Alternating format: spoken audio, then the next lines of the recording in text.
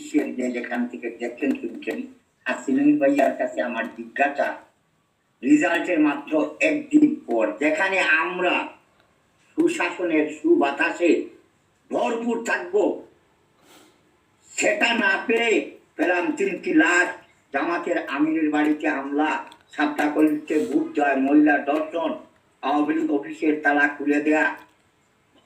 আমরা তো ভালো চোখে দেখছি না আপনাদেরকে। যাই হোক, আমার হাসিনা ভাইয়ার কাছে যে প্রশ্নটা আমার ছিল, এই চাওয়াটা কি আমার ভুল যে আগামী সংসদের অধিবেশন প্রথম যেদিন হবে এই বিষয়গুলো সর্বাগ্রে প্রাধান্য দিতে হবে?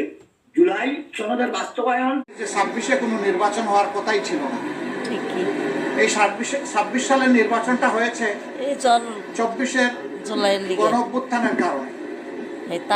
আমরা গভীর শ্রদ্ধার সাথে যাদের কারণে আজকের এই নির্বাচন, আজকের এই সংসদ, আমি তাদেরকে স্মরণ করছি, যারা জীবন দিয়ে দুনিয়া থেকে বিদায় নিয়েছে। আল্লাহ তাদেরকে শহীদ হিসেবে কবুল করুন। যারা লড়াই করে আহত হয়েছেন, পঙ্গু হয়েছেন, তাদের প্রতি আমাদের গভীর সমবেদনা। আল্লাহ তাআলা তাদেরকে সুস্থতার নিয়ামত দান করুন। আর নির্বিশেষে গোটা দেশবাসী ফ্যাসিবাদের বিরুদ্ধে সেদিন লড়াই করেছিল, আমরা তাদের প্রতি গভীর কৃতজ্ঞতা প্রকাশ করছি। সম্মানিত সাংবাদিক বন্ধুগণ, আমরা আজকে হয়তো শপথ নিতে ভিন্ন চিন্তা করতে পারতাম, কারণ জুলাইয়ের আকাঙ্ক্ষা এবং গণভোটের রায়, এই দুইটার প্রতি সম্মান দেখানো রাজনৈতিক দল হিসাবে আমাদের পবিত্র দায়িত্ব আমরা গণ্য করেছি। আমরা গণভোটের রায়কে সম্মান করেছি, জুলাইয়ের আকাঙ্ক্ষাকে সম্মান করেছি, যারা আমাদেরকে ভোট দিয়েছেন তাদেরকে সম্মান করেছি, এবং আমরা একমত হয়েছি যে এই শপথ নেওয়া আমাদের কর্তব্য।